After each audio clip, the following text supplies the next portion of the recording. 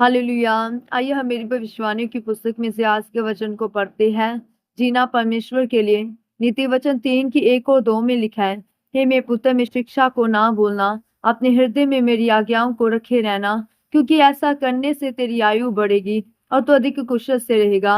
मेरे प्रिय, बाइबल में लिखा है कि परमेश्वर ने मनुष्य की उम्र 950 से 120 साल की कर दी। लेकिन परमेश्वर की ये मर्जी नहीं थी कि मनुष्य सिर्फ 120 साल जिए।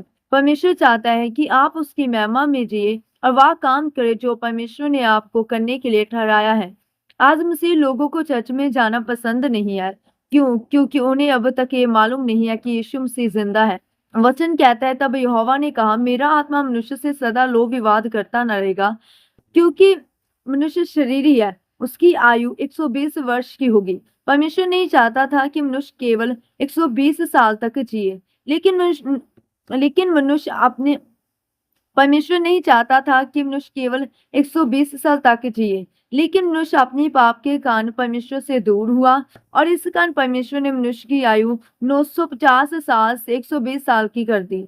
परमेश्वर का असली मकसद मनुष्य को बनाने का ये था कि मनुष्य उसके साथ संगति कर सके। परमेश्वर के साथ आपकी संगति नहीं है तो परमेश्वर कई आशीषों को जो आपके जीवन में होनी चाहिए आपको नहीं देगा। आप नहीं जानते कि ऐसी कितनी आशीषें होंगी जिन्हें परमेश्वर देना चाहता है, लेकिन आप अपनी गलती के कारण उन्हें नहीं पा रहे हैं।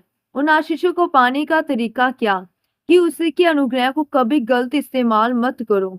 जैसे कि अगर परमेश्वर ने आपको चर्च जाने के लिए गाड़ी दी तो उसको शराब लाने के लिए इस्तेमाल ना करें, या उसने आपको स्वस्थ शरीर दिया है तो आप पाप न।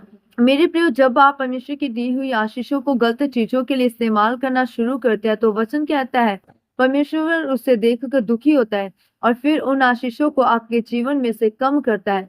अगर आप अपनी दीर्घायु चाहते हैं और उन सभी आशीषों को चाहते हैं जो परमेश्वर ने आपके लिए रखी है, तो आपको जो परमेश्वर ने दिया है वह सेहत, उसे परमेश्वर की उपस्थिति में बैठने के लिए इस्तेमाल करें, चर्च में जाने के लिए इस्तेमाल करें, या आपको आर्थिक रूप से आशीषित किया तो आप आर्थिक रूप से परमेश्वर के कामों के लिए, भवन बनाने के लिए, सुसमाचार फैलाने के लिए इस्तेमाल करें।